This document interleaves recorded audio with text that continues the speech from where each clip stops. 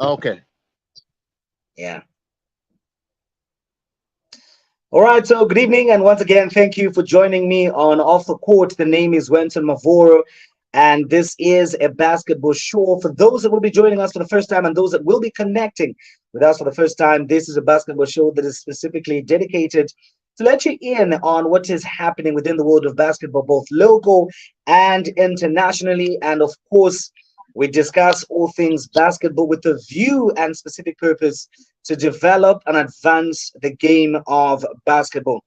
Tonight, I'm so excited and privileged at the same time to be joined by the General Secretary of the Zambia Basketball Federation, Mr. Roderick Kabwe, and we will be, sorry, Mr. Roderick Ndlovu. Look at me now. Look at me now. Look at me now. Look at me now. I hope Mr. Roderick Ndlovu doesn't kill me. But anyway, you are welcome, sir, to Off the Court. This is not the first time. This is your show. And we are always appreciative of the fact that each time we call on you, you always find time to squeeze us in your schedule. This is something that we don't take lightly, but appreciate. And we believe it is also a hallmark of good leadership. Having the attitude to always come through to interact with the people that you lead always shows that indeed out of so many things that we can say, this is one of those things that we commend you for with regards basketball governance in this particular country. And tonight we'll be discussing, the expectations of the 2024 season, and of course, looking at where we're coming from basketball wise. And there's no other better individual to be able to guide us through this journey or interact and converse with us than Mr. Roderick Ndlovu, who is the General Secretary of the Zambia Basketball Federation. Good evening, Mr. Ndlovu, and you're welcome to the show once again. No, good evening, Wetson, and thank you very much. And I also appreciate you elevating my status to being a soccer superstar, Roderick Kawe, who is representing us very well at the AFCON. Yeah, but nevertheless, I'm privileged to be here. And as usual, as a federation, we are grateful to this platform that provides a platform for people to interact with the federation, but also for us to be able to use this tool to communicate. Uh, Communication has been part of an area of the federation which we want to improve, and you come in handy in aiding us in that area. So I'm privileged to be here, and good evening, everyone. And yeah, Watson, thank you very much for hosting us. All right, so as we begin to build up some traffic with the people watching and tuning in, remember to always let us know where you're watching from and what it is that you would like to interact with Mr. Ndlovu, who is joining us this evening. And the first thing that I'd like to bring to your attention, Mr. Ndlovu, is we just had the national championships recently, and we saw unprecedented crowds that came to watch the game of basketball at NASDAQ, and Material Magic and Green Buffaloes obviously did not disappoint in that particular department. They gave us a good show. And what I just wanted to hear from you as we break the ice and start digging right into it is, how would you describe from your perspective the 2023 season? Was it a success? Yeah, to tell you the truth, we first and foremost we want to thank our fans, our stakeholders, and generally the media that were there for us to cover us. And this year's national championship, to say the least, was one of those competitions that we witnessed unprecedented attendance, especially on the final day. And that didn't come by chance, but it was because of the growing interest and the growing competitiveness of our league. So we want to appreciate first and foremost all our associations for having put up very competitive leagues in their respective associations and thereby building a good momentum for the championship. So as a federation, we were very, very happy, and we know that we can do better, and together we'll endeavor to work hard and improve it even better than it was this year. Okay, so I love the fact that you mention something very important. You know, you talk about the unprecedented attendance that we saw. You say that it was not deliberate, but it was something that is a signification of the growing interest that the larger populace have for the game of basketball. And I did notice that there were also some celebrities, you know, in the stands that were ready, I mean, that were served to the treat of the game of basketball in the final showpiece between Material Magic and Green Buffaloes. Now, what I'd like to understand from you is going forward, how can we sustain, you know, we saw from the championship that it's possible for us to bring in or troop in larger crowds. But going forward, does the federation have a strategy in liaison with the NBA to be able to sustain those kind of numbers, such kind of crowds?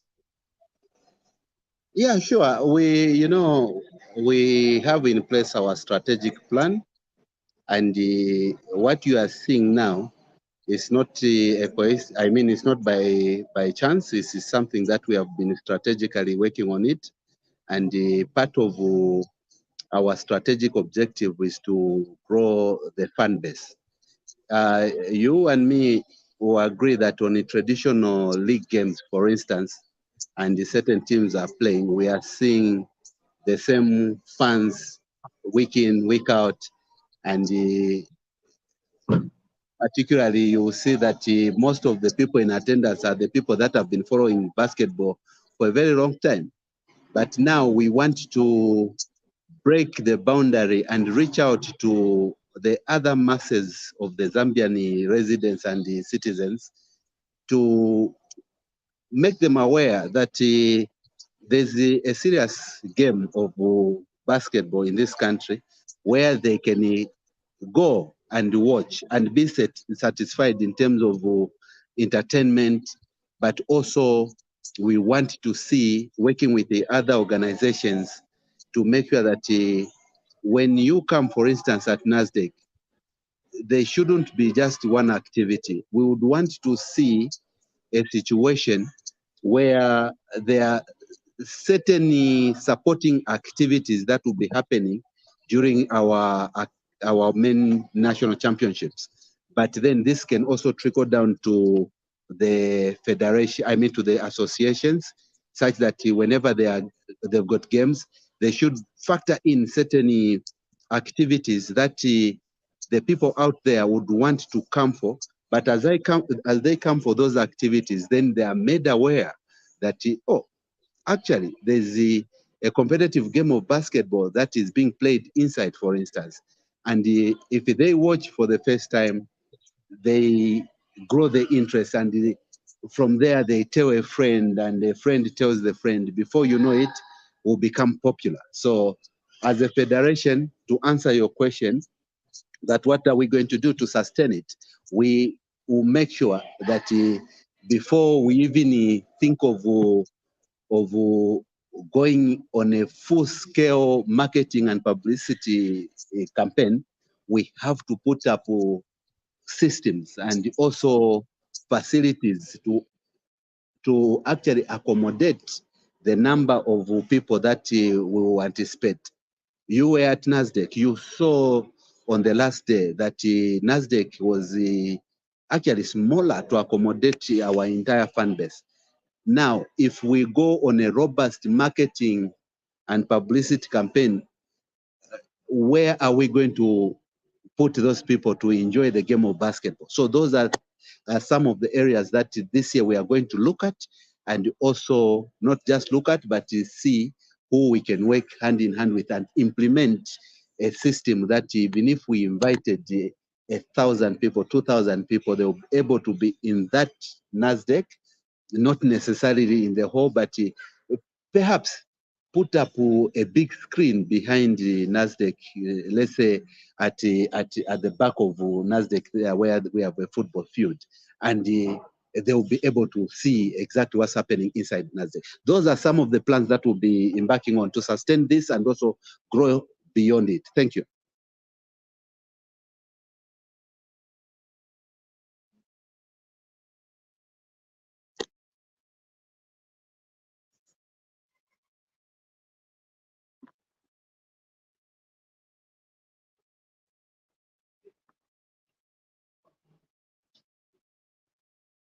Weston, are you there?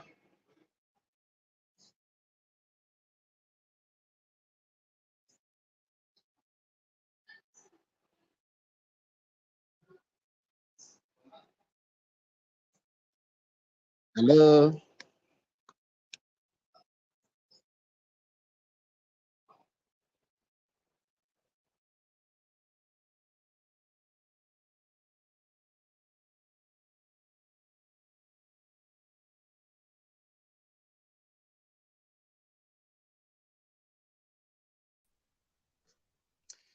All right, so we seem to have a little bit of network challenge. This one is on my end.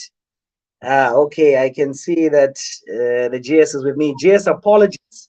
I'm having a bit of technical, say, network challenges. Unfortunately, I'm not in Lusaka at the moment. I'm struggling with this Yavonga network here. Yeah, but Okay. I don't yeah, know where just you got lost. Where did you get cut off? okay. So you were basically just explaining that before you start with the marketing and publicity strategy, that's where we sort of lost you. So if you can just maybe pick it up from there, and then we can move on. Yeah, sure. So, yeah, we don't want to bite more than we can chew. So, we are not going to go into a robust campaign and the publicity before we work out a system and capacitate what will be anticipated in terms of numbers. And as I was saying, that if you look at how full NASDAQ was on the last day, you agree with me that if we went beyond what we did to attract those numbers, and we don't have any system in place to make them come and watch and enjoy basketball, then we'll be doing ourselves a disservice. So we want to work with partners where we build capacity within NASDAQ. For instance, we invite some corporates that can mount a big screen, let's say behind NASDAQ there where there are football fields, and the people come in, and those that cannot go inside and be by the court side, they can still watch a competitive game of basketball outside. And those are some of the plans that we want to see, because the numbers are there, but the facilities to accommodate the numbers that we may want to cultivate interest and come and watch will be overwhelmed by the numbers if the facilities are not looked into. So those are some of the things that we may do to try and sustain this fan base interest and also go beyond and grow the game. So one of the things that GS have noticed from basketball followers, coaches, and key stakeholders around the game has been the call for decentralization when it comes to the venue of the games. You know, is this something that the federation is looking to implement next season? Talk about, for example, Material Magic has got the OIDC facility, which they can leverage on to be able to also just expand and supplement the plans that you have to ensure that we keep growing the fan base. Uh, is decentralization, for example, something that the association is looking to take advantage of in the coming season? Yeah, look, that system is already there. That policy is already there.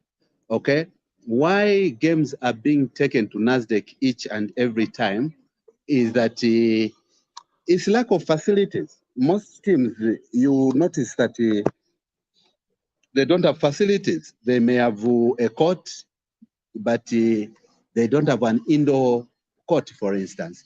And others, they hardly have anywhere to play basketball from. So you see most teams go and practice from NASDAQ. They do their training from Zamshu, and Buffaloes, they've got their court. Others, they've got their court. Naps have got a court, but they do not have capacity to host tournaments of that nature. Let's say the national championship or independence competition, for instance, or any other competition that we may want to publicize and people come and the federation or the association realizes the revenue from. So it's about capacity building, but also in that sense, we also look at the facilities. We need to go out there, first and foremost, as clubs. We have to plan strategically to have our own home. And it doesn't prevent any club to partner with any corporate to have a place where they can identify and build a court. And if institutions such as NAPSA, Buffaloes, Green Eagles, for instance, they should be able to speak to their management and say, look, beyond us practicing on these outdoor courts, we can build an arena that beyond us playing, we can also host some games for for national championship stature or league stature, and going beyond, even hosting these international tournaments. And this is what we have put in place, and it's up to now stakeholders to take advantage of this. When you talk about OIDC, for instance, you notice that maybe in the past 2 or 3 national championships, we are not able to take the games at OIDC. The reason is that the facility is not playable. You know, the surface has been, it has run its course, and it's not safe to play on. But I'm glad to mention that OIDC should have brought in a new surface. They'll be working on that. Then we'll partner with them as a federation to look at the hoops that are not working properly, so that that could also be an alternative venue. When you look at the outdoors at OIDC, it's a challenge. We've talked about it at a high level. The surface is also gone. You can't play basketball on those outdoor courts. Same as the running track for athletics. It's gone. It has run its life course. So these are some of the challenges we have as a country in terms of facilities to play the game. Okay. One of the important things that you've mentioned, GS, is the issue of venue. Obviously, when we talk about attracting numbers, venue becomes very, very pertinent. And when I talk about venue, I'm talking about a reliable venue, But what we've seen, for example, last season, you discover that there's a party for children at NASDAQ, and then games are pushed to NASDAQ, to Zamshu. That disturbs the B-League games. Before you realize, again, we descend into a whole kind of difficult situation again. Now, this is something that I feel may not really sit well with sponsors. As you rightly indicated, if you talk about football, for example, they know that the home of Zanaco is Sunset. And I agree with the challenge that you've thrown to teams to be able to take this initiative up.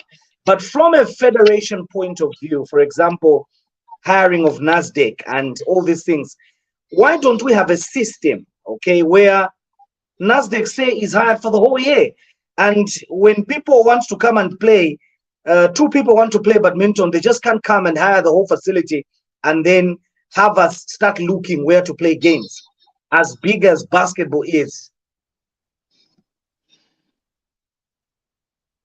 Yeah, sure. So you are there, Weston. You're able to hear me? Yes, I can hear you. Yeah, so I'm glad that you are using terms such as the hiring of NASDAQ. Yeah, so we need to put things straight. NASDAQ is a multi-purpose hall that belongs to the government through National Sports Council, and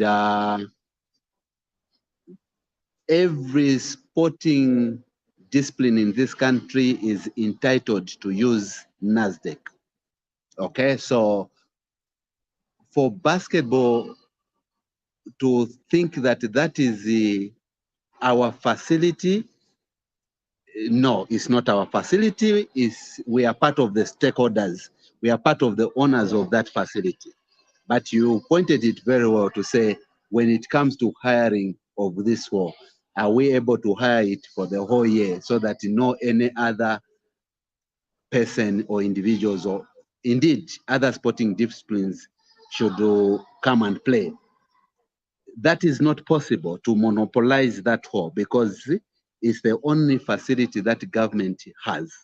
However, This does not prevent the federation or the association, for instance, Midlands, that is the primary player that normally uses NASDAQ.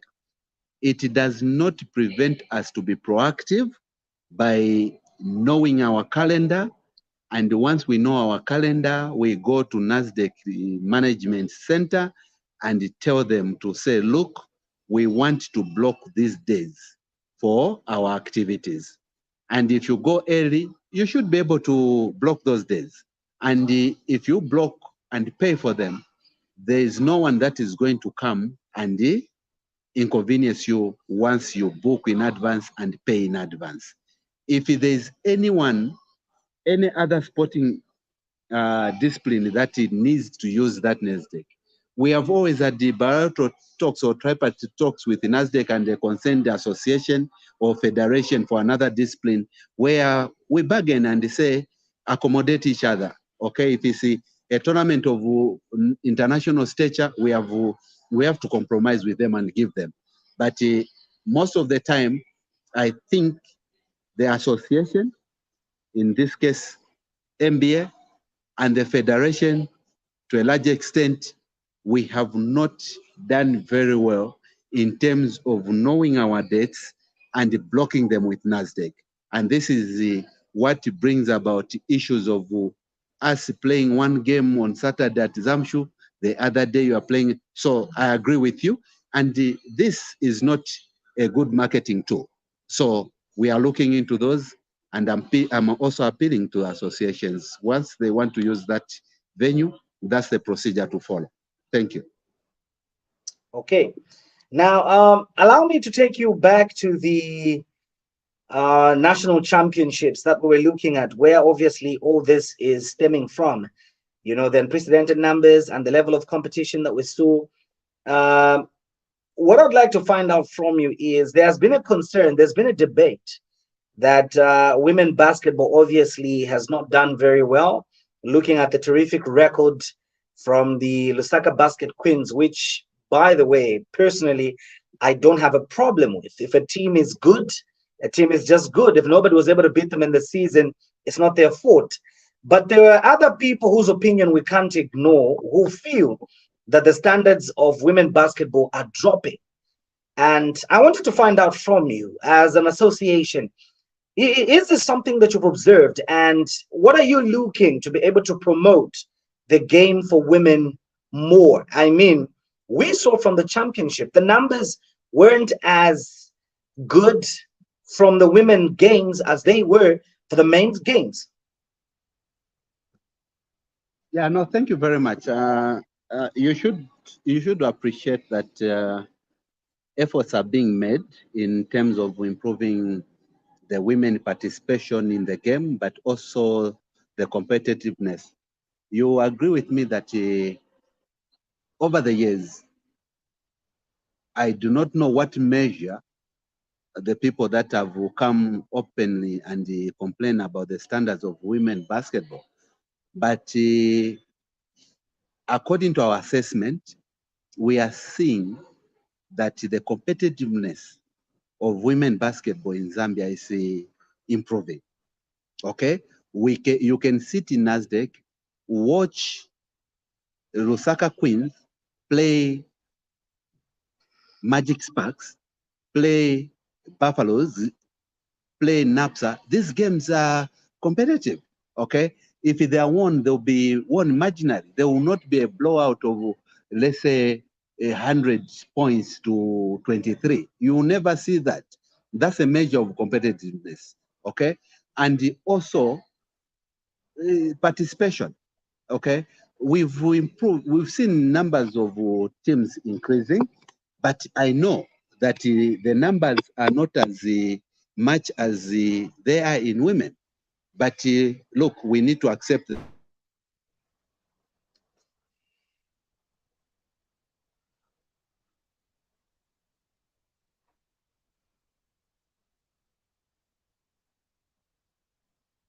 that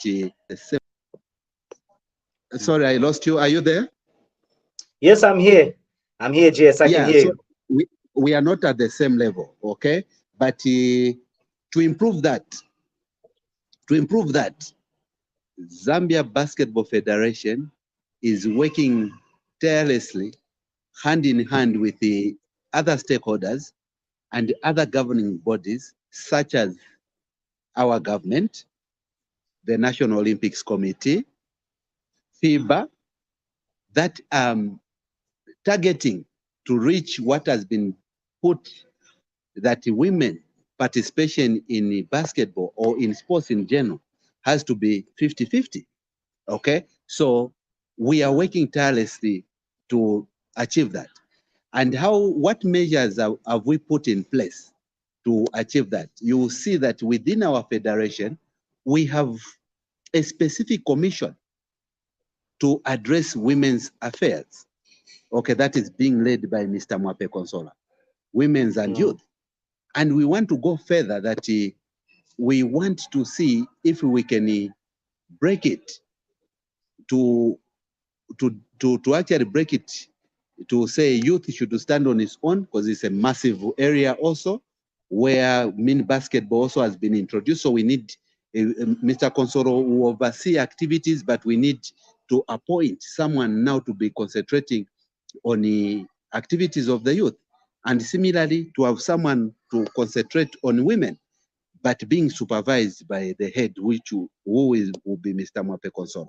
So strategically, we have put that department to brainstorm and put up programs for women. And you see that this year, we will roll out certain programs. You should be aware that we already run a program for women. Our rules are world. That is a very deliberate program that FIBA has put in place. And because of Zambia's activity and participation, we are one of the few beneficiaries of the program. And I think we are only 27 in the whole world. And this for us is a plus. And we've seen activities of women improving. And by so doing, we are activating interests of our women. And by so doing, you'll see that women will start enrolling into leagues, and they will be competitive at the national level. Besides that, we are doing quite a lot of other efforts from the grassroots.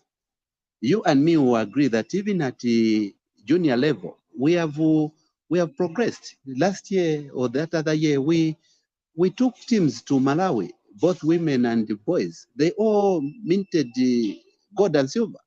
That is progressive. So we want to start from the grassroots and grow it like that.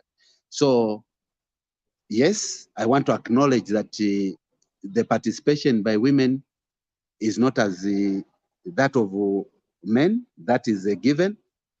Competitiveness, I know that we have improved in the competitiveness area, but we can do better. To fought Lusaka basketball queens for going unbeaten, I don't agree. That is possible because it just reflects how their robust program is working and how competitive they were in preparation.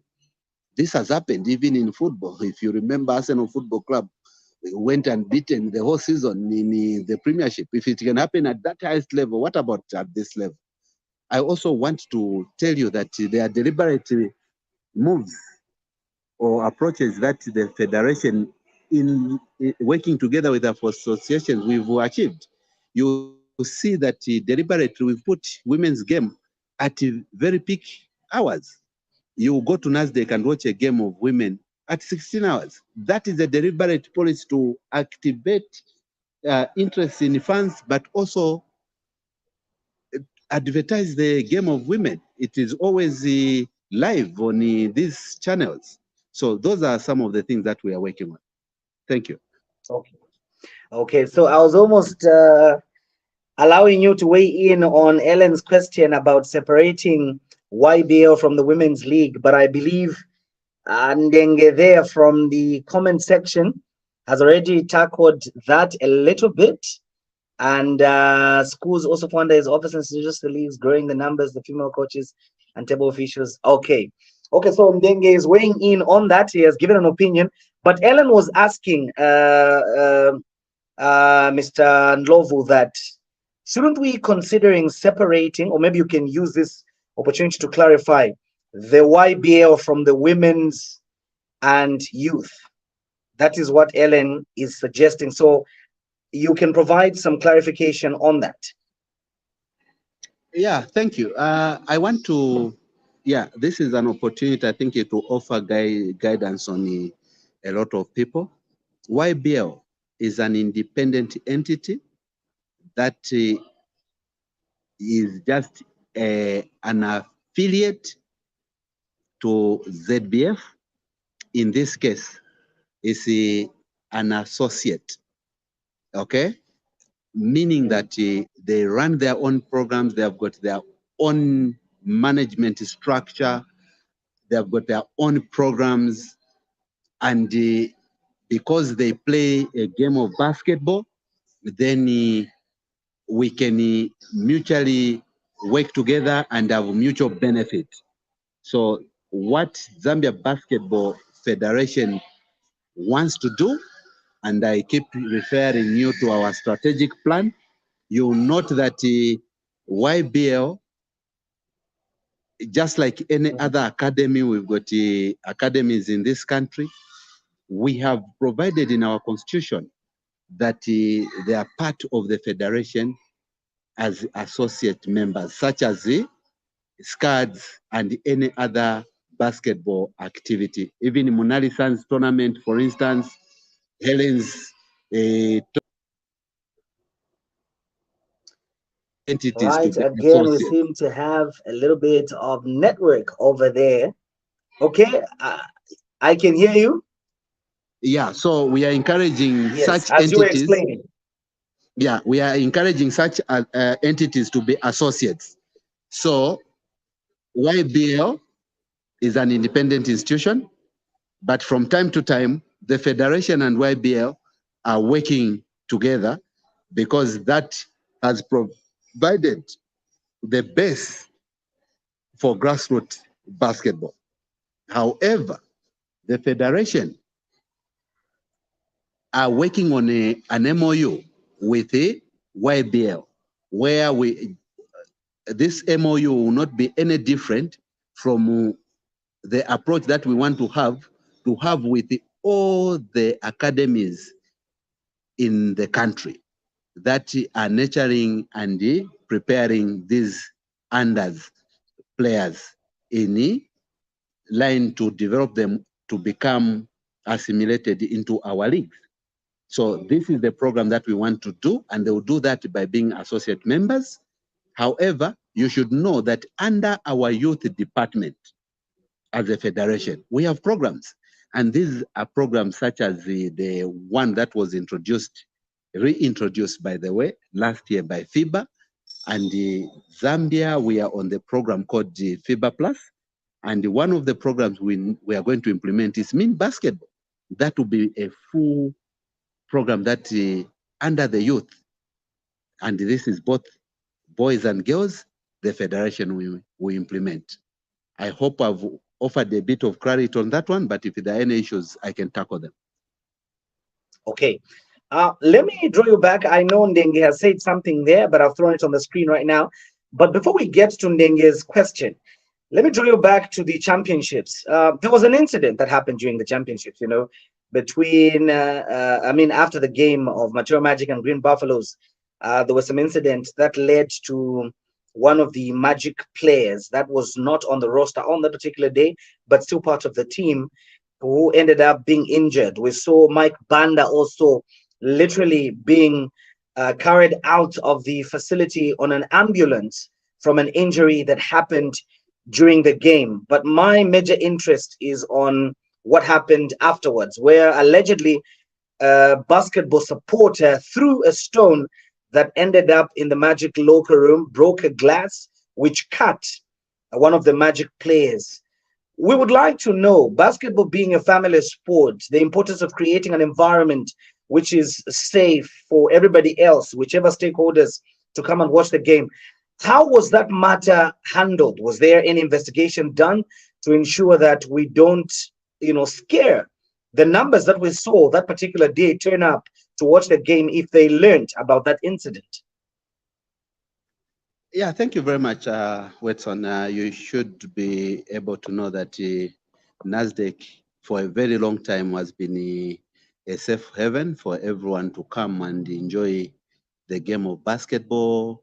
And you see that the Federation has put up measures from day one that, for instance, as you are entering the arena, you will not allow you with bottles.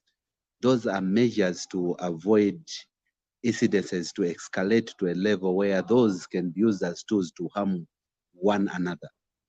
And for that particular incident that you have alluded to, and you rightly put it, it was outside the game. It happened when the game was well over. I have no idea at what time.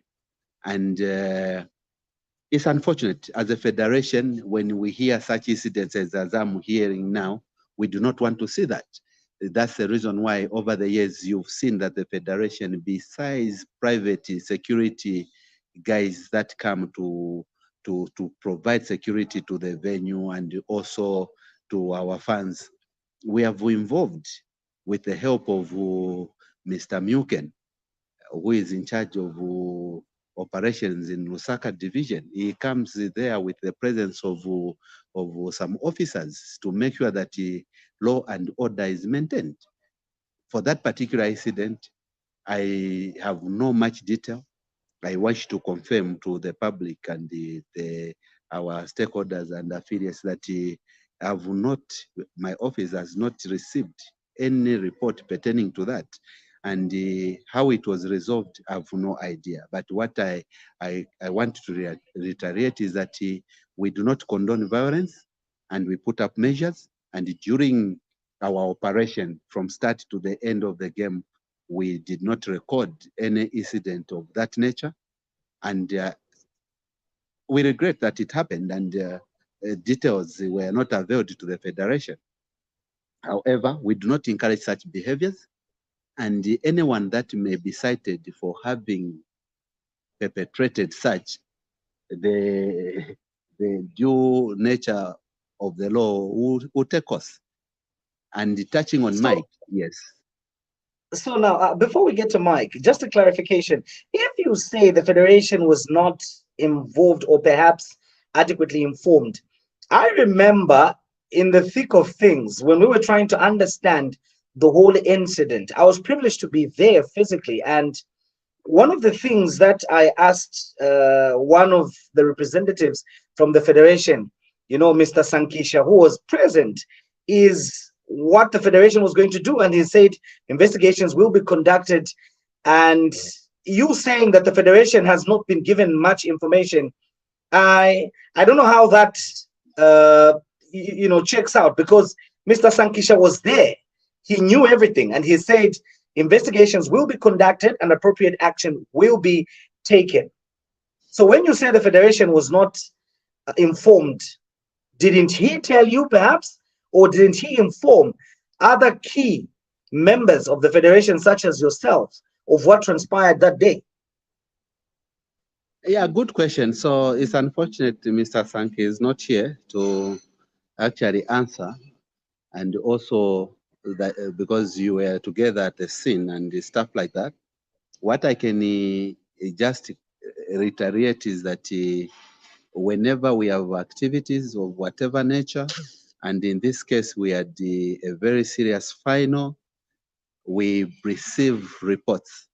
My office does not operate by hearsay or corridor stories or dark corner meetings. It receives official reports, and in my official reports that I received, either administratively, financially, or technically, that issue did not come to my office.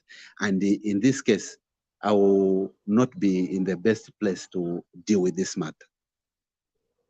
Okay, so now before you respond to the issue of Mike, allow me to add to your thought before you unpack it.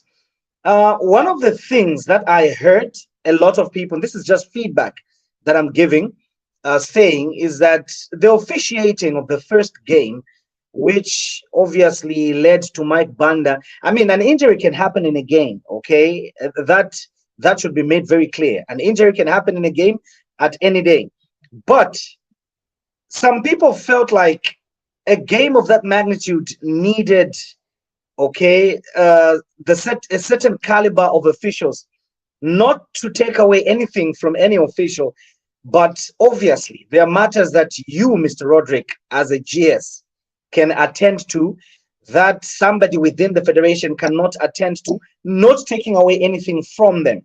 So there were issues with the officiating with the first game, and people felt like this is something that the federation should be able to look into. Game two, there was redemption. The feedback we got from game two, the final game, was, or rather, is it the game three? Game three, The yeah. officiation was good.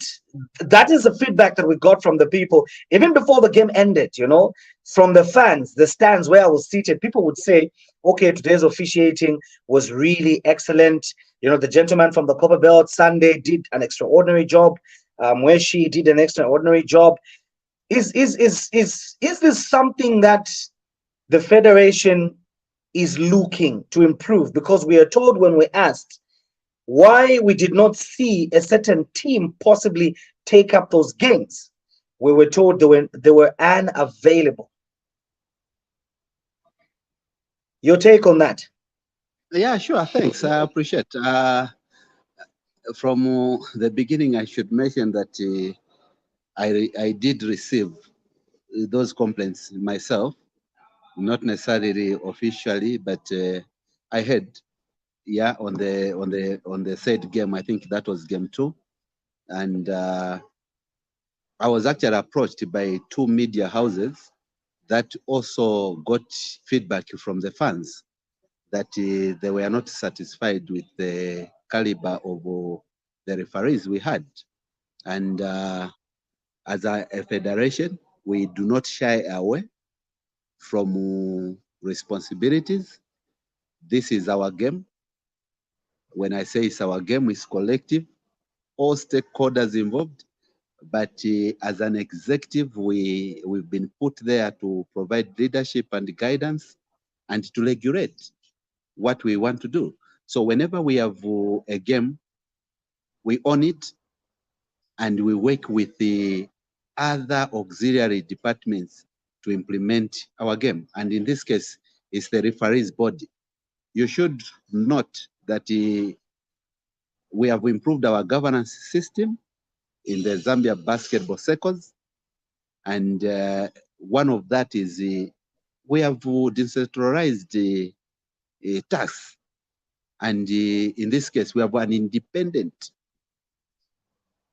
referees body that appoints the officials, from table officials to the refs. And we do not want, as a federation, or let alone an association, to micromanage them.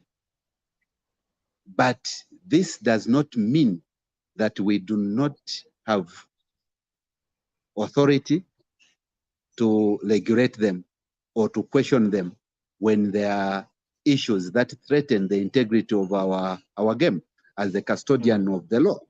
So what we witnessed on that particular day is the question that the federation has been trying to answer. And this is a cry of recruiting more referees in the country. We do not want to have a situation where, when we have a setback of two referees being away on a particular day from the game, we are already stabbed, then we are paralyzed. And in that case, we witnessed a situation where, according to the feedback I got from the referees body, or who we call senior refs, had the emergencies, family emergencies and stuff like that. And at that particular day, only those that were available could do. And according to the referees ranking, according to their body, they were capable of handling those games.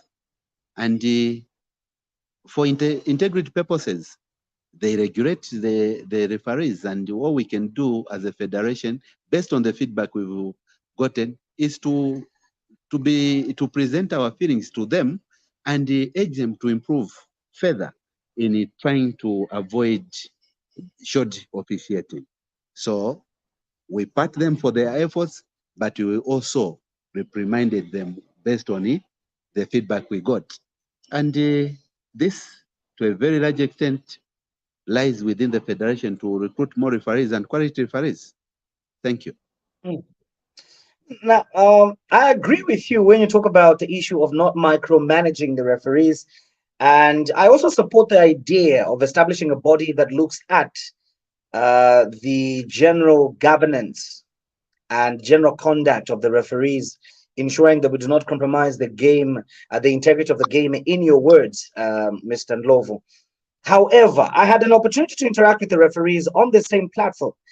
And one of the things that I kept on asking is, who are they answerable to? If a referee clearly does not do a good job, who are they answerable to? And this is a very, very critical question that I ask again, because if this body, if the leadership of the referees that you've delegated responsibility to oversee the fairness and and preserve the competitiveness of the game, if the body comprises of the same people, I don't see how we can talk about the issue of transparency. I don't see how we can talk about the issue of fairness, Mr. Ndlovu, because obviously, if one of them makes a mistake, do you expect the others who are also still active referees to be able to preside on that particular case fair and square, when they know that next time they could be in the same position and their friends can just return the favor? So why aren't we seeing the federation throw a challenge to the referees body to elect independent people right now that are not actively reffing? I mean, we have so many stakeholders within the basketball community that would gladly take up these responsibilities. Form a commission that does not comprise Truston. Not that I have anything to do with not that I have any issue with Truston, Billy, my big brother, Mweshi, and everybody else, Sunday from the Copper Belt. Not that I have anything against them, but I just feel like Sunday is still an active referee. He is bound to make a mistake.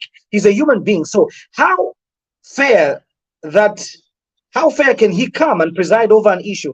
I would like to know what the federation will do about this and what the federation thinks about this. I support the decision to delegate the responsibility. However, the structure is what I question at the moment. Your thoughts on that?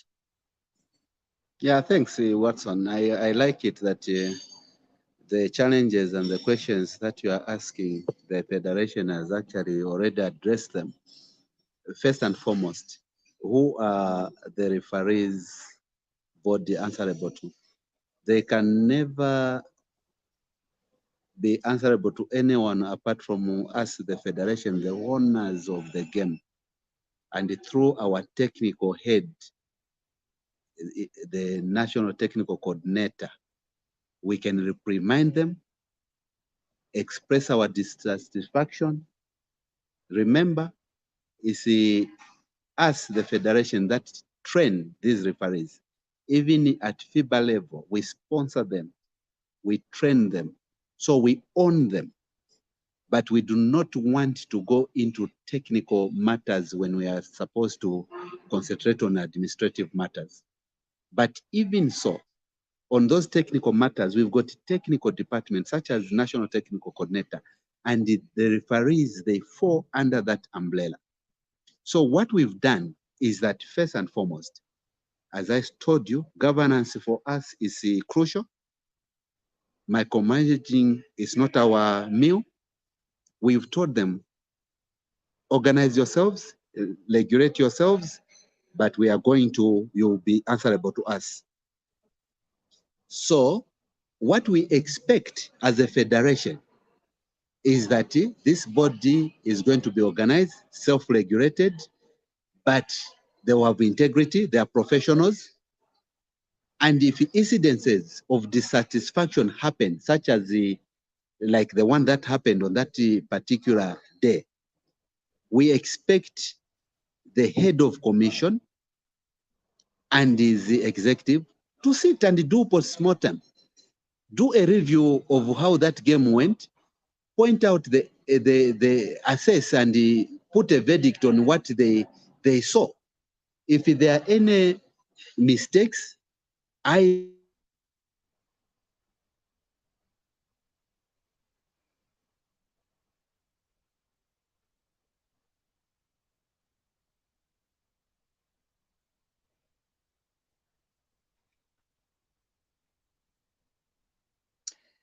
Okay, so we seem to have a little bit of a technical network challenge over there, but as soon as we get the GS back, we will continue with the show. So please be at liberty to interact with us this evening and let us know what you think.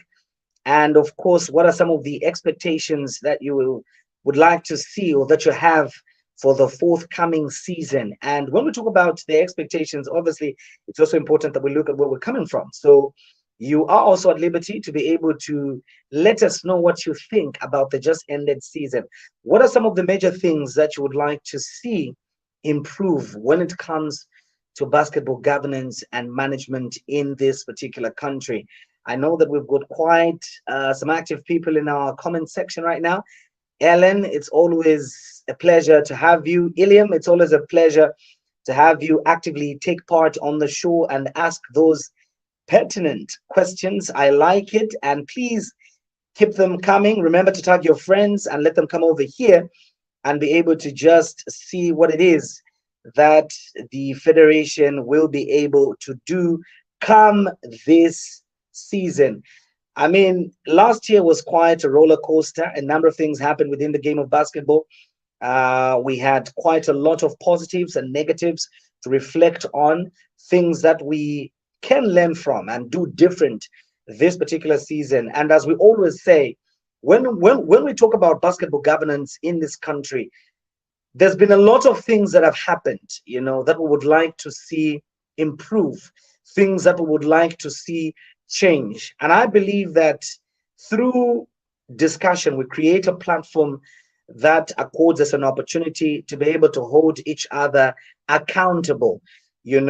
As the General Secretary was saying, there has been a lot of corridor meetings, a lot of, corridor discussions about what we can do different within the game of basketball and what it is that we can change, what it is that we can refrain from.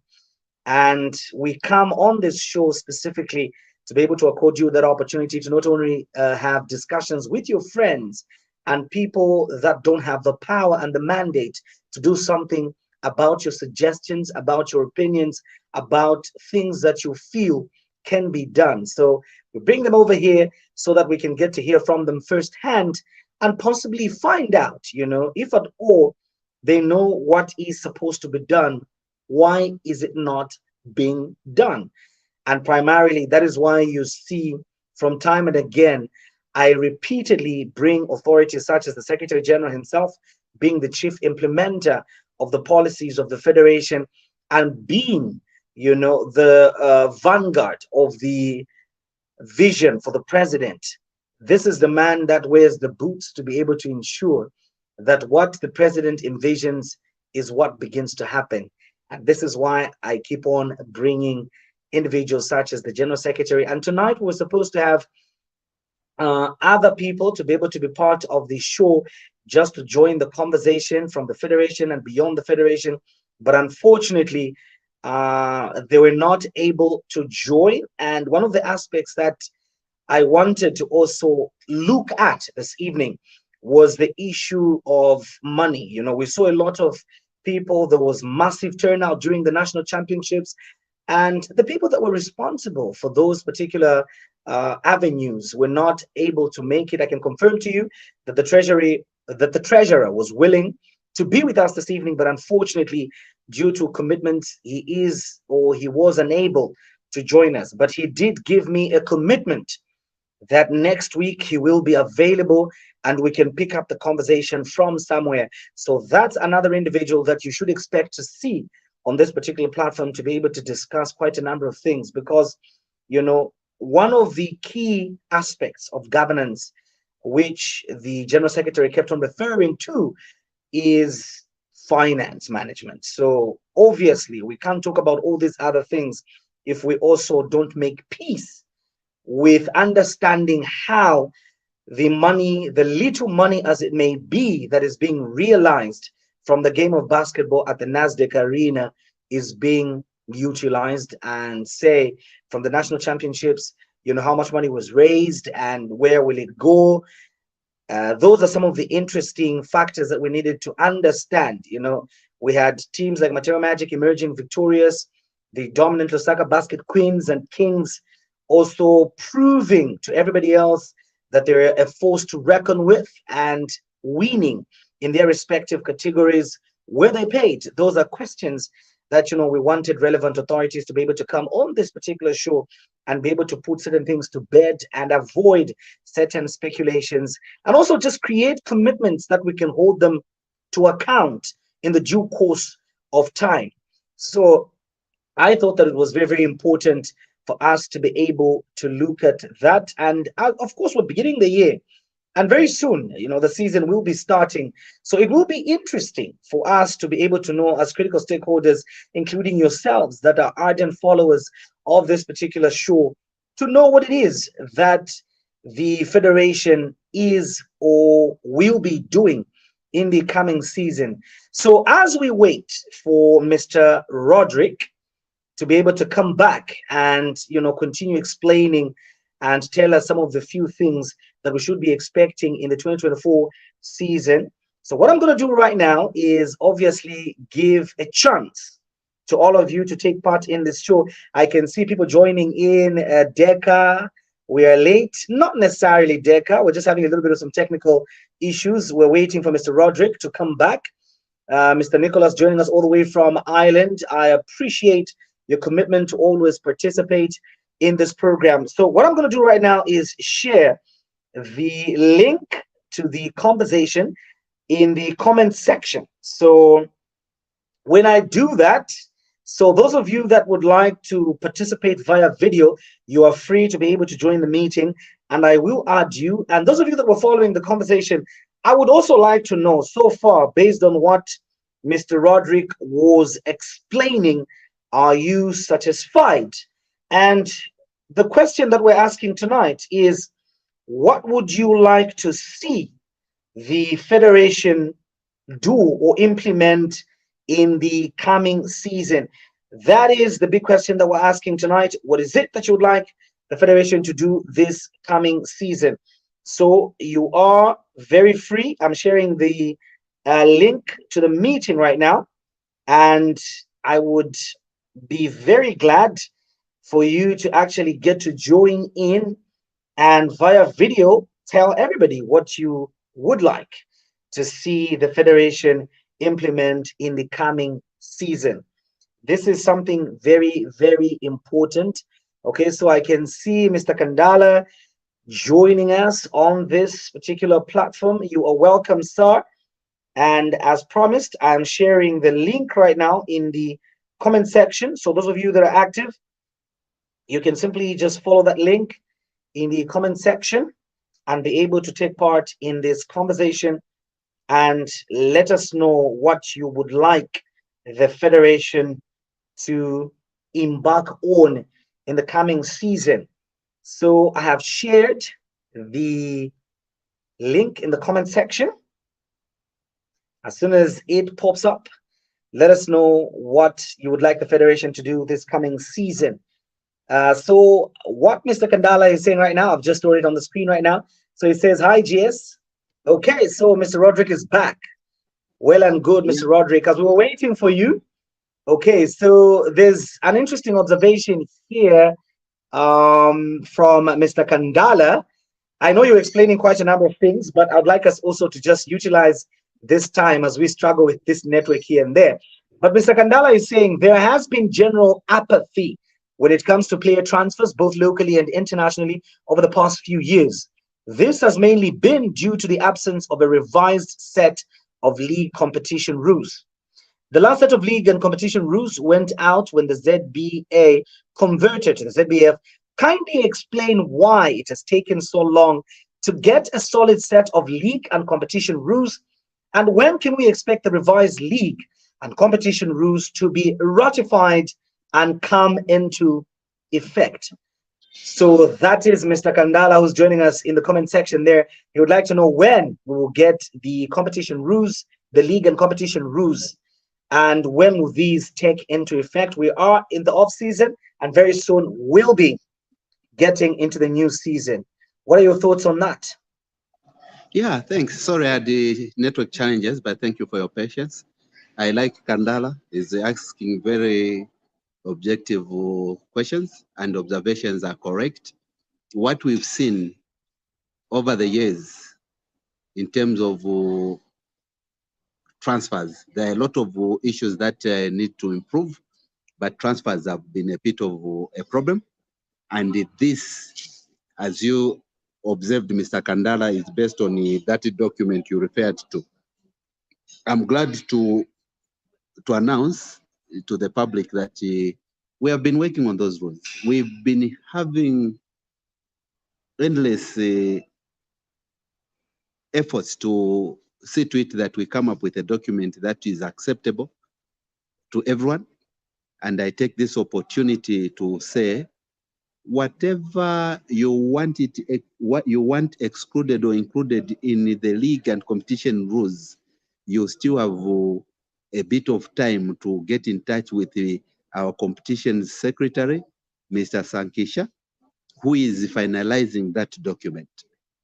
We did have our board meeting 2 days ago as the National Executive Committee, and top of the agenda was this issue. Mr. Sankey should be able to circulate this document to all affiliates, including Mr. Kandala, to look at it and see what the executive through the office of the competition secretary has come up with, and validate or add or subtract to what you want to see to answer all the challenges that the game of basketball is facing. So Mr. Sankey will circulate this document in not more than 5 days from today, because we want this document to go through ratification at our next AGM, which is coming up on the 3rd of February. So we are as concerned as you are, and our aim as an executive is to answer your queries and address them and run the game as you desire, you, the stakeholders. Thank you. Okay, so interesting commitment there that we've gotten from Mr. Roderick. In the next 5 days, the document will be ably circulated to all relevant stakeholders. So obviously, that is a positive answer that we've gotten from there. And that is the beauty of this platform, because when authorities come here, they are definitely going to give you such kind of definite answers. Now, remember, I did share a link in the comment section to be able to enable you to be able to join via video conference and let us know what you expect to see in the coming season, whilst we have the General Secretary, Mr. Roderick Ndlovu, right here. And so Nikki, obviously here, but before I get to Nikki's question, there's been something pending, Mr. Ndlovu, within our comment section there from the gentleman himself, Mr. Ndenge Iliam, who says, what is the situation on the conflict of interest within the Federation? When will we see implementation that will address this particular conflict of interest issue within the Federation? Your take on that? Yeah, thanks, Ndenge, for that concern. It's a concern that the Federation, and when I say the Federation, it encompasses everyone present, even on this call, is that we want to run basketball fairly, effectively, and professionally.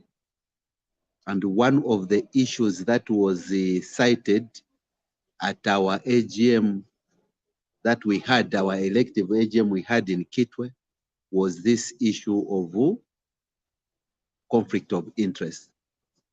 Last year in our AGM, this issue came up. We deliberated on it, and the council categorically resolved that this conflict of interest should be put in force. In principle, that's the situation. What remains is the implementation, and through the necessary departments within the federation, that is competition. We are talking about legal, working together with the secretariat, which is my office. We are committing ourselves that come this season, that issue will be implemented. We've in that AGM, we put it forward to everyone who is found in a situation that has a conflict of interest to declare what they need to do. However, we needed to write to them, those that did not come forward, so that they choose which part they want to take. Do they want to for instance, to coach, or they want to be an executive member? So that is the situation. The council resolved, or the council decided. All we need to do is to implement, and we have the determination and the mandate to implement that. And through my office, I need to foresee that the executive implements what is resolved at the council. So I'll be working very close with the head of legal to look at this issue closely and implement it. So that is going to be done, Mr. Ndenge. It's long overdue, but it will be done. Thank you.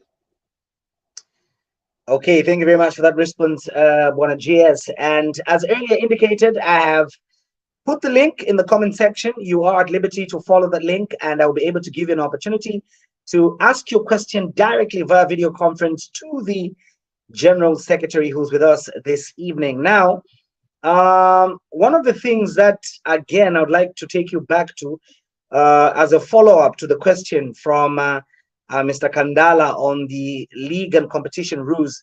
So Nikki Decker would like to find out if you could perhaps highlight some of the things that we should expect in that particular document, which within the next 5 days will be circulated to relevant stakeholders. Yeah, thank you. You know, the issue of transfers, these issues. Okay, so again, we seem to have lost Mr. Roderick, and I think his network at the moment is the one that seems to be tripping, if I may use that terminology. But nevertheless, we will give it a bit of some time, allowance of some time, just for him to be able to come through and possibly tackle that important question that Nikki posed. I mean, it is important for us to know what will be in that particular document as it comes, as indicated. Okay, so I've got the GS back online. GS, welcome back. As you were saying. Yeah, so look, the thorny issue about that document, we cannot shy away, is issues of transfer. Okay, so the federation, through the council, last AGM, we resolved that is taking up the responsibility of player registration. That's domestically and internationally. And that process began. We sent forms for all teams across the country to fill in so that we have them in our database as the ZBF. That does not take away the local registration in particular associations. But overall, ZBF is going to have a database of all the players in this country. And they're going to further register them on the management application through FIBA, which is called MAP. And at any given time, when a player is moving, ZBF will regulate that. Okay? So that system will be an automated system. And through the mechanism that has been put in place by Mr. Competition Secretary, working together with relevant departments, it's a watertight system. And you are going to see that these issues of, oh, this player, he was for NAPSA, how is he playing for Magic now? Or no, they filled in the forms, but they did not pay the monies, and hence the transfer is not complete. Or okay, again, we seem to have some network issues with Mr. Roderick, the General Secretary of the Zambia Basketball Federation, who's joining us this evening and letting us know what some of the key issues will be implemented and some of the issues that emanated from the just ended season that people feel must be corrected, what the Federation will be doing specifically to correct those things. And I would like to make mention, one of the prominent individuals that he's been mentioning this evening has been the competition secretary, Mr. Sankisha, who was supposed to be with us this evening, but unfortunately I just got a text message from him about 15 minutes or so ago indicating that he couldn't join us this evening because he had another commitment, which made it very difficult for him to be able to find time for us. However, we are optimistic that in the coming or in the subsequent shows, we will be able to have him with us this evening. Again, the GS is back. Mr. Roderick? I don't know what you are doing to me now. I was just telling the people as well that when we started the show, I was the one with the network problem. But now you're the one that is struggling with the network. But the beauty is that you keep coming back at least to be able to, continue from where you... Yeah, because I want to finalize these issues. People should have clarity. So those are some of the issues that are coming up, those stone issues. So the issues of transfer will be cemented in that document. But as I said, the position will be given to you through the relevant office. You are going to look at it, scrutinize it. Where you are not satisfied, is still open for submission until we reach a level where all of us agree on how we want to run our game. So there are so many highlights in here. The conflict of interest, for instance, may be thrown in there so that we know all these issues and stuff like that. So there is a lot of things that we are looking at, and we are open for your opinion or your submission. After all, the game of basketball belongs to you. So you've talked about being open to submission, something very, very important. Nikki and everybody else would like to find out right now, if they are going to submit or contribute to this document, obviously they need to have access to it, to study it, understand it, and be able to make meaningful suggestions in form of contributions. Will you avail it to everybody? Yes, it's a public document, so we are going to avail it to everyone. So our flow of information, which you should know, is that the Federation castigates information to the association, so it will go to each and every association. The association needs to castigate that information to their affiliates, which are clubs. It trickles down that way. So us will play our role, and if there will be any other medium of, for instance, getting it to the membership, we will explore those. But the official channel of communication will be followed. And yes, this is a public document. Anyone can look at it, study it, make submissions within the time frame that will be given, and we'll work on them. And at the end of the day, we are going to meet at the AGM through your respective representative as per the Constitution. Look at it, still debate it until we reach a conclusive desired document that will answer the aspiration of the development of basketball in this country. Okay, interesting submission there, Mr. Secretary, and I hope, Nikki, that one is very clear to you. So just a reminder to everybody that is on this evening and those that are yet to join us, I have thrown the link in the comment section to accord you an opportunity to join and interact with the General Secretary via video conference on your own. And now, Mr. Ndlovu, you mentioned something very interesting to my ears. You talked about you receiving a report as per procedure of the national championships, detailing every aspect from relevant departments with regards their responsibilities. And I believe the competition secretary obviously will submit a report detailing relevant details. And I believe that other members and other individuals from different branches within the federation are required to do the same with respect to the roles that they are playing in the national championships. Now, I have heard coaches that took part in the national championships saying they have not been paid, and up to now, they've not received communication as to when exactly they will get their prize money. Is this something that was reflected in your report, or perhaps can you share what you were told in the report with regards this particular important issue? Yeah, look, the federation staged the competition and he stood up to his mandate. And part of the incentive for the competition was prize money. The president announced it, and we are going to stick to it and give the people that won their monies accordingly. I should mention to you that after the competition ended, the federation, through the office of the national treasurer, did communicate with all the teams that won prize money. And we indicated to them that we needed their bank details. And I can confirm that those that are ready to submit information have submitted. Lusaka Queens, yeah, they submitted, for instance. Lusaka Kings, they did submit.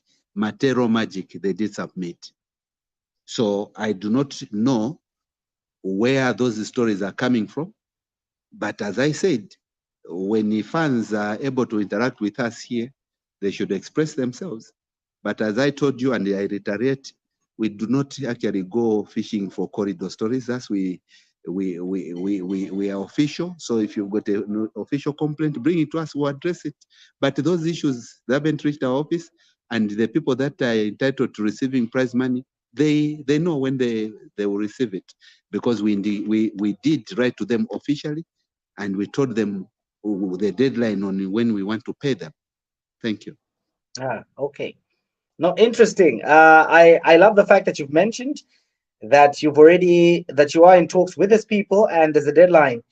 There's a working deadline, or there's a working calendar as to when they'll receive their payments. So I believe that one, to those that wanted this to be addressed, has been put to bed. Something very, very interesting, so to speak. So as earlier intimated, you are at liberty to be able to take part in this conversation by simply following the link in the comment section, and you can ask these questions to the General Secretary in real time, so that he doesn't think that I make up all these questions on my own. But of course, moving on. I think you are concocting these questions.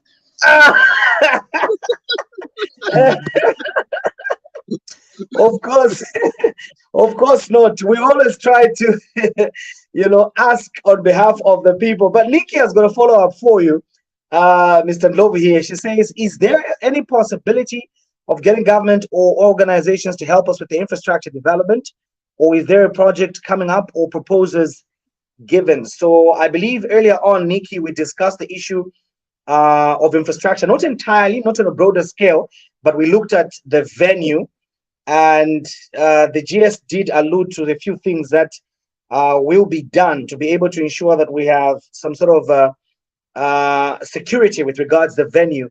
But on a broader scale, Nikki, Mr. Ndlovu would like to find out, are there opportunities, are there avenues that the Federation can take advantage of to lobby from government and different stakeholders to be able to help with infrastructure development? And when we talk about infrastructure development, we're not only limiting this to Lusaka, but we're also looking at other provinces that have got basketball coming up, developing, and in dire need of infrastructure.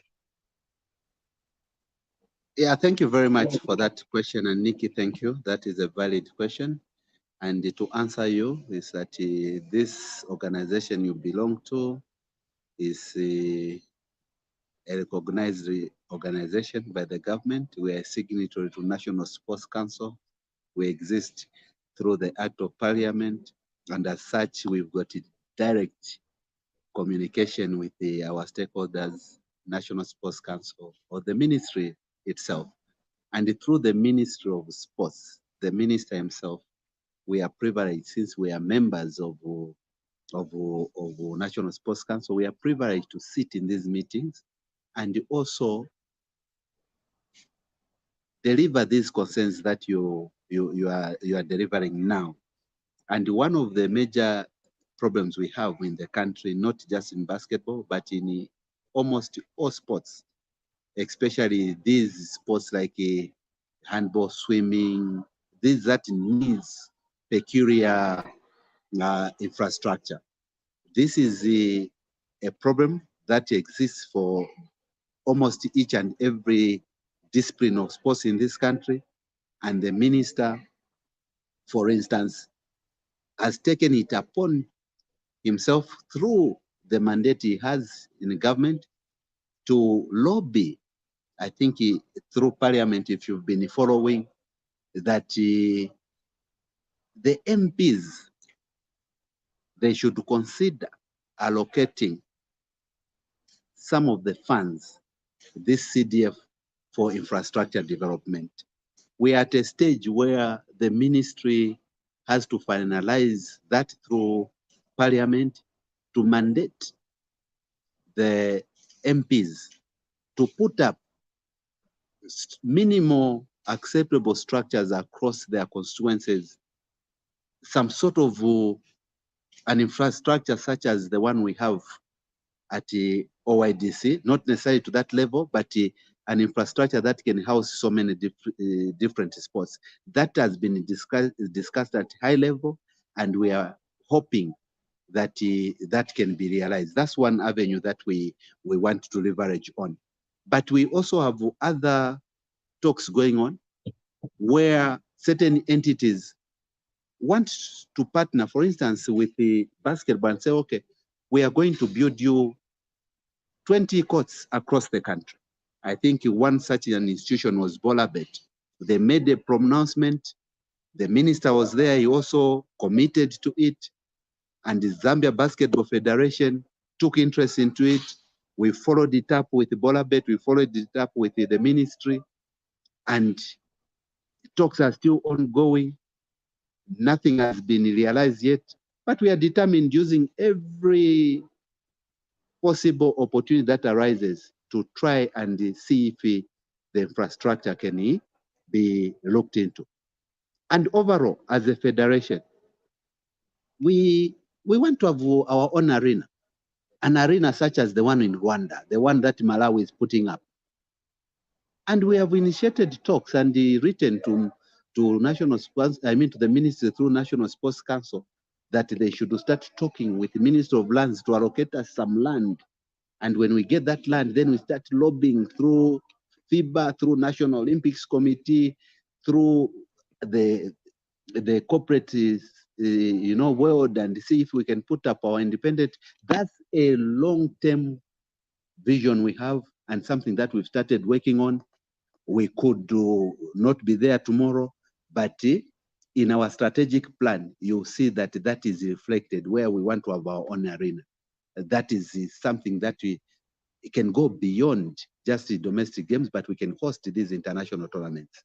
So that's our goal. So once that CDF plan is implemented by government, we urge each and every team to take advantage and lobby through the respective communities to make sure that that facility has a basketball court. Thank you.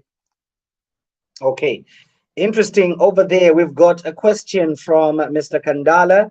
He says there are two officers, according to him, in the Zambia Basketball Federation that he believes are not functioning to expectation. And these are marketing and 3-on-3. So he says if not addressed, people will be staying in office for over 4 years without performing. In the event that this is the case, what measures are available to be able to address such ineffective officers? Thank you, Mr. Kandala. We do a self-audit at any time. We are very alive to the fact that we occupy these offices not by ourselves, but you put us into these offices. You mirror us every day. You microscope us every day. And we are not shy to say that whenever we are showing a few inefficiencies, you are ready to approach us and tell us. After all, these are public offices. We are in there to deliver according to your expectations, because you are the ones that put us into these offices, particularly individuals that are open, focused on adding to the development of basketball, such as you, Mr. Kandara, who is very critical on matters and at some stage misunderstood when all you have is the interest of the game. We welcome all those remarks. You and me have had so many issues. Even when I'm lagging behind, you are not shy to point it out. So similarly, this will go for each and every office bearer. If it's noted that they are not functioning, as I said, as an executive, we do our self-audit and see each and every individual's input. And if we come to a level where we are convinced that one is not living up to the expectation of our affiliates, and hence slowing down the wheel of development of basketball, we'll ask them to put up a position on whether they are committed or they are not committed. And if they are not showing any of those, within the Constitution, there are provisions on how people can fall off or be recruited. So that process will be followed. But then these are also issues that the council can address as it assembles on the 3rd of February. I said we have an internal audit, but we also have an external audit. And mostly these come when we sit as a council, bring up those issues, and we introspect and see if there's any necessary adjustments to be made. And we'll do that, because we are not there to carry passengers. Anyone who is not functioning is slowing down the wheel of development of basketball. So that is my take on those issues. Okay, interesting, Mr. GS. So we have an interesting individual that has been very active in the inbox, and that is Nikki joining us this evening. So, Nikki, if you've got any question or contribution, you are at liberty to be able to interact with our GS this evening. And thank you for taking the time to be able to be with us. Let me take you back a little bit, Mr. Ndlovu. You spoke about the impressive performance of, is it our under 18 or under 16 team that was in Malawi and did an extraordinary job there? Coach Senbuzi, phenomenal individual, phenomenal human being, very good friend of mine. And one of the things that you mentioned was the issue of them being able to do a very good job to represent the country. And what I would like to find out is, right now I have reports, okay, from very credible individuals that are closely linked with the under 18 programs or training or trials that are going on at the moment. And one of the issues that they've been having there as challenges have to do with simple things like, the issue of transport and water, for these kids that are coming to give their basketball dreams a shot.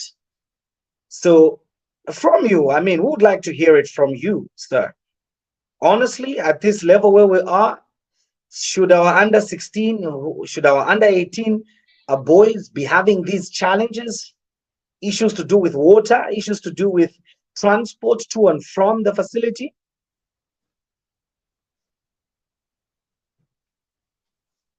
Yeah, thanks, Watson. I'm glad such issues are highlighted, but you look, We are an institution that is official, organized, and if you hear of anything such as under 18 team, coaches, players, you need to know that it must be official, and we sanction it.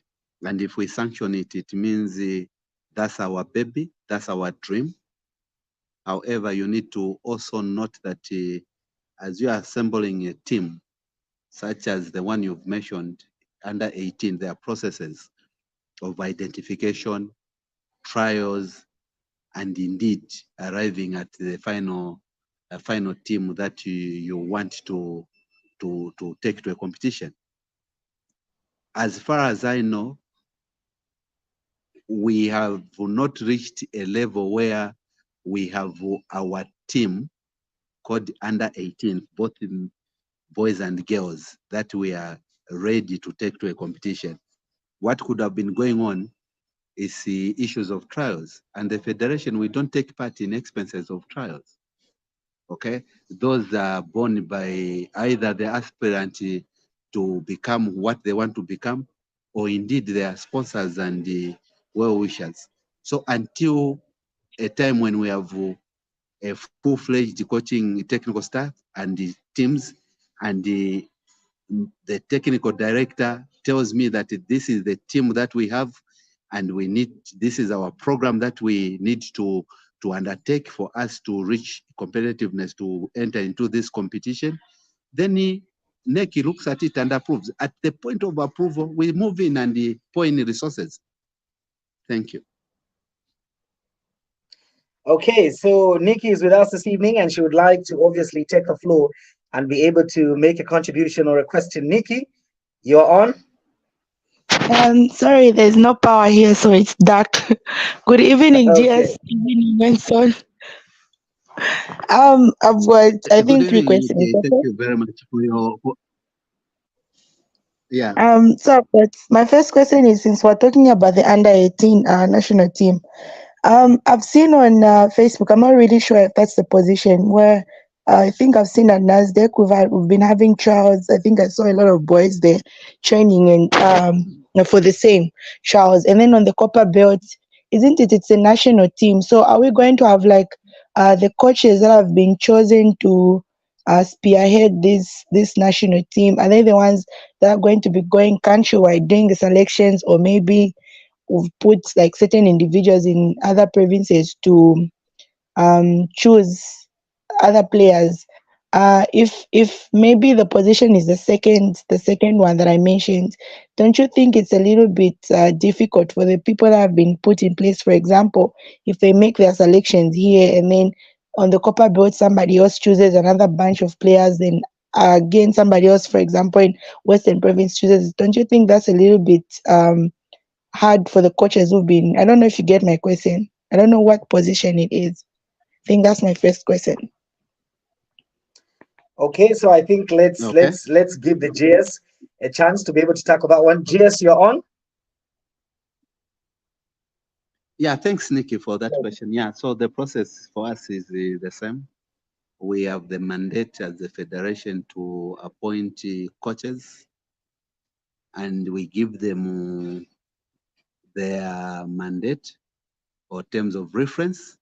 In this case, we give them autonomy to select players countrywide, and the methodology through the decentralization that I talked about.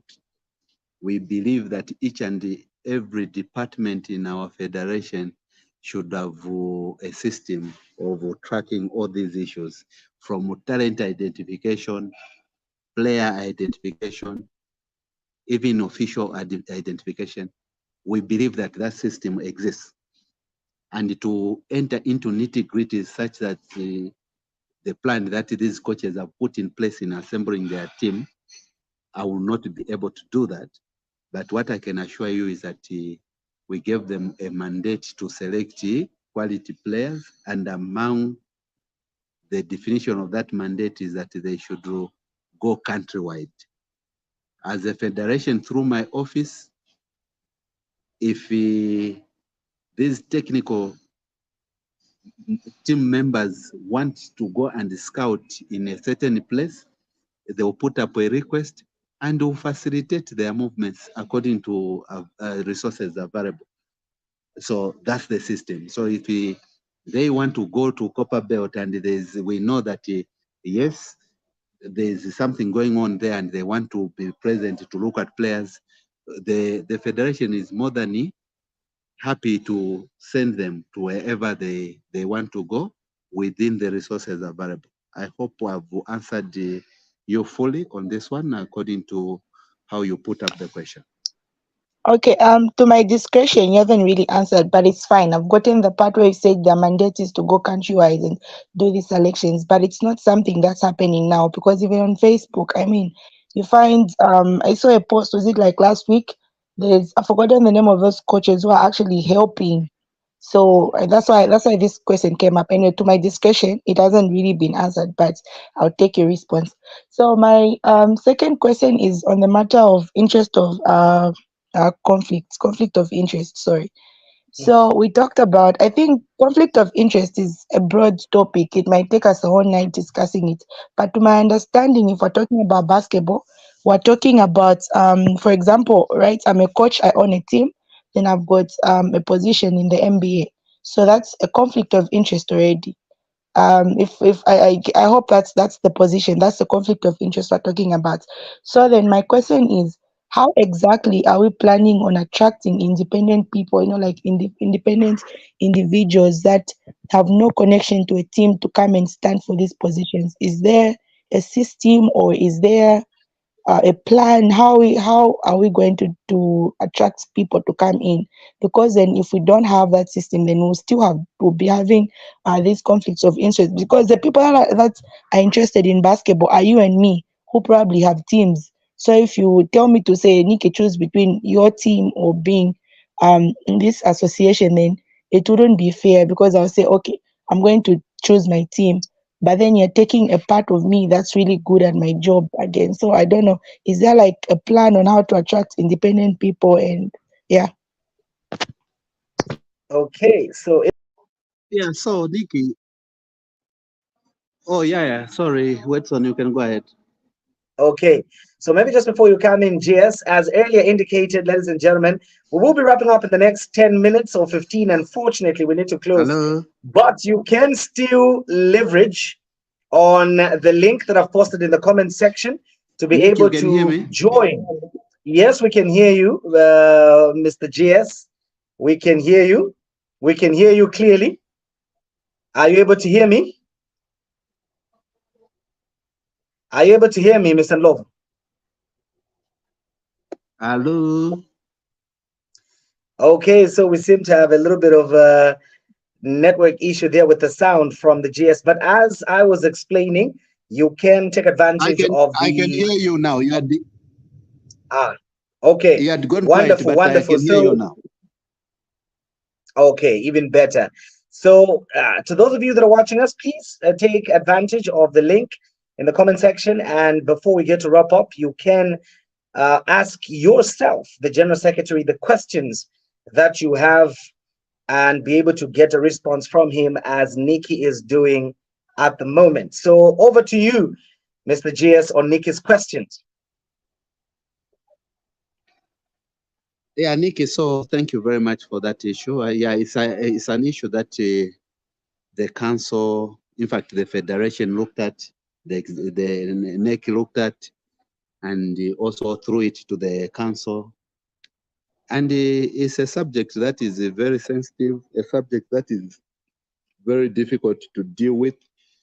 But as I said, the council resolved that this should be implemented, and we endeavor to do that because it will clean up a lot of gray areas that mushroom by people that are found in a position of conflict of interest. And we vetoed that in the AGM that this will start with the National Executive Committee members. And for instance, I'll give you an example of me. If I'm a coach of a team, but I'm also GS. In the right frame of governance and mind, does that augur well? Because when I'm coaching, I'm going to be under some authority, the bench, the technical bench, and the referees. If any occurrence of any sad nature happens and I'm cited for that, how do you address it? The technical people will look at it, they will escalate it to a certain body. At the end of the day, to come to NEC, and I'm supposed to be one of the key members to regulate those things and also sit on them. How does it work? How does it work when I'm a coach of a certain team or one of the certain team and I'm head coach of the national team? How is Okay, the just selection done? sorry And for cutting so you short. these Like, I agree with you, but my question is merely how do we then like attract independent people, like people that are not involved to just come and say, okay guys, there's basketball, there's the federation, there's the NBA, there's this CBA. How do we attract those people to get involved or interested in basketball to an extent that they actually want to help us run basketball? Of which actually I totally agree. I think if we have separation between holding positions and having interest in a certain team. Trust me, basketball will be run smoothly. But then, how do we get those people to actually come on board and have an interest in our sport? Yeah, so first and foremost, Nick, we need to realize that as individuals, we do not monopolize knowledge. And also we should realize that even within this community called basketball family, we are not short of individuals. So what I'm asking from Nick is that as much as you are passionate about basketball, can you choose which role you want to play in basket? If, for instance, you cannot let go of Mystic as a coach, leave the position of being secretary general to someone else. Believe it or not, no one, that position will not be vacant. Someone will come. That's the message we are trying to push. And as to pertaining to your question, to say how do we attract outside the people to come and run? No one can run this game on our behalf. So within ourselves, we should have capacity building. So we have these issues. That's the reason why you saw the federation, through the collaboration of the National Olympics Committee and the soon National Sports Council, we are doing administrators courses. We are trying to build capacity in the administration section. So at Mystic, through your membership, we need you to start thinking of developing leaders within that club. And these leaders at your club will compete for position at the association level. And you, Nikki, for instance, you are now in the executive or association level. When Rodrigo goes, aspire for that and leave the other roles for these people that we are building capacity for. This is the direction that we want to take. Okay, Okay, I hear so that, but are you still, okay, just a last question. I hear that one, but okay? still, even if I use players, they'll still have an interest in Mystic, so there'll still be conflict of interest. So my question was merely how do we attract? Okay, same question again. How do we attract sponsors? Because, like you kept on saying, ZF is registered. That means we've got papers. We've got like.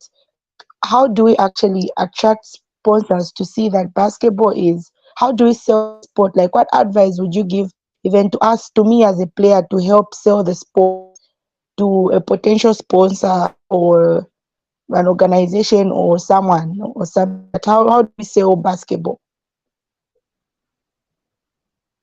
Yeah, thank you very much, Nikki. So first and foremost, as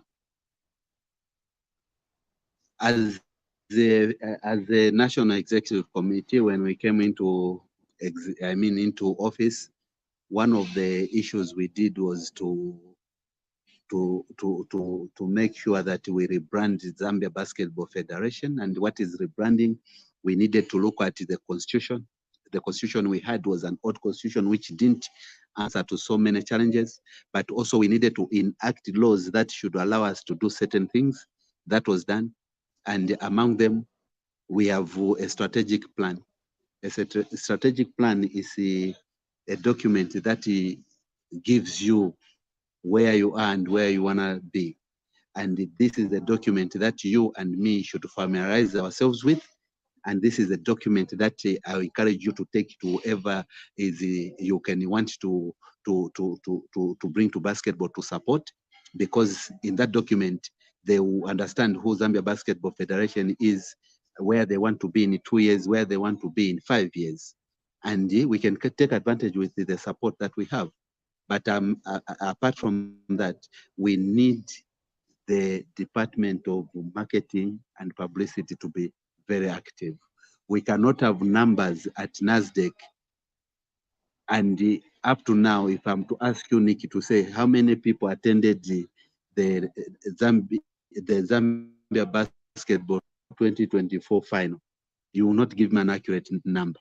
I don't know if there's anyone that can give me that number, whether the people at the gate or I don't. So we need those numbers to sell to Coca-Cola, for instance, to say when I have a final, these are the numbers I want. And Coca-Cola follow numbers. So those are some of the issues that we need to do to attract sponsors. Okay, so whilst you are at it, Bwana GS, we need to close the show. I know I've kept you longer than usual, but thank you for your patience. So what are your closing remarks? Oh, thanks. Finally, we have a lot. So first and foremost, which you need to take very seriously, is that you schedule these interactions as frequent as possible. As you can see that we've got a lot to upload, and I think the affiliates and fans there have got a lot to want to have clarity on. We need this because through this, then a lot of gray areas will be cleared, because what causes dissatisfaction is a lack of flow of information and lack of knowledge of what is happening and the lack of what is really obtaining at a certain. So this forum for me is very important. So please, on behalf of Zambia Basketball Federation Executive, host us as much as you can. We've got 12 commissions. You can go into nitty-gritties, invite them, they'll come and explain fully. If you want an overall position, I'm available, the president is available, they can come and give those issues. So final remarks, we've got a heavy calendar, 2024, starting with our AGM. We are looking at participating in the under 18 coming up. We are also entertaining the thought of hosting these games. So Nikki and everyone there, Kandara and whoever, prepare yourself to contribute to being in the local organizing committee should we agree locally, and also FIBA agree for us to host that competition. We have a capacity building program that is going on in Tunis from the 27th to the 29th. And Mr. Musonda is Musonda Magic, Matero Magic coach is going for that empowerment program. And we want to reiterate as a federation, we are serious with the capacity building. These coaches that keep going and these players that keep going outside the country, when you come back, come and implement those programs locally. We have our AGM coming up on the 3rd of February. Thereafter, we'll determine the opening of the leagues. We have a lot of exciting activities. Mr. Ndlovu, talking about Mr. Musonda, the man that you just mentioned. Why are you asking me? You said I should close. Yes, you are closing, but he has he has posted something interesting that will be the last thing you address, and then I'll let you go. I'll let you go. So this man that you are just mentioning here, and by the way, congratulations. I love the decision that you've made, you know, just to give empowerment opportunities to everybody else. But he is asking, saying, is it possible? And I believe this is building up to what Nikki was asking as well. He's saying, is it possible to have an independent marketing team to come on board and run the marketing of the game under an MOU with the federation? Is the federation open to this in the coming season? No, what I can answer to you is that hello? We can hear you. Okay, so what I can say about this issue is that the federation is well positioned, well structured in the governance system, in the operational system, on dealing with any challenge that comes our way. Marketing is not any different. We are open to so many ideas, so many collaborations, so many MOUs, but we cannot have a situation where our marketing is done by an independent body. We market ourselves through partnership and collaboration. Thank you.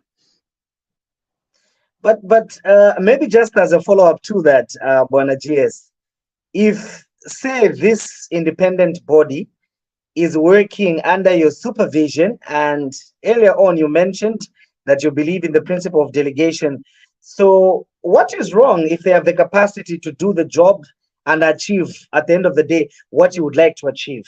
Is this something that you can't consider, or maybe the federation is just not open to that at all? Okay, I think I answered. So maybe I'm being a little bit. So to be clear with you, the federation is in charge of all departments. Marketing is not any different. And through what is obtaining and what may obtain tomorrow, the federation, I said, is open for partnership, MOUs, and forethought. Okay. Okay, thank you very much. So now I had cut you short. So I'll allow you to finish your closing statement. Yeah, so look, we want to urge all our affiliates, our fans, to look forward to a better 2024. We want to all work together as this is our beautiful game. We have a serious undertaking in March in Accra, Ghana. We are privileged as Zambia Basketball Federation that today an official communication came from the ministry that basketball is one of those preferred sports to represent the country at all African Games in Ghana in March. And this is in the department of 3-on-3. So that is very exciting for the federation. And we are looking forward to assembling a strong squad that is not just going to go there to participate, but to compete, because the government has made it very clear that we need to bring medals. And they believe that basketball is such a sport that can bring Zambia some glory. So as a federation, we are very proud that we are being recognized for the work that you people there are putting in and what we are putting in. Okay. Okay, so thank you very much for joining me this evening. And the gentleman that I was hosting, ladies and gentlemen, is the General Secretary of the Zambia Basketball Federation, Mr. Roderick Ndlovu. And I would like to appreciate and acknowledge the fact that each time we've extended an invitation to him, he has really gone out of his way just to create time to be able to interact with each and every one of us on this particular platform, and specifically in the world of basketball, something that I'll again reiterate, we do not take lightly. And we believe that one of the great hallmarks of leadership, as I earlier intimated, is the availability of the leaders themselves to be able to interact with the people that they're leading for the sole purpose of accountability and for the whole purpose of ensuring that there is cohesiveness, there is collectiveness, and there is togetherness that is developed.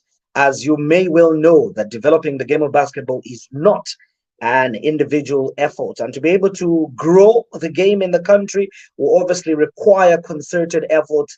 And this is specifically what we aim to achieve on this platform, to bring each and every stakeholder within the game of basketball, irrespective of where they are located in the country, to have a say as stakeholders and interact with the leaders themselves. Tonight, we're looking at the expectations of 2024, and Mr. Ndlovu did belabor to explain some of the major highlights that we expect in the year 2024, and we would like to get your review of what you think of this particular episode. And going forward, we'll be creating an opportunity for you to interact directly via video conference or audio with our guests on this platform as the conversation go on.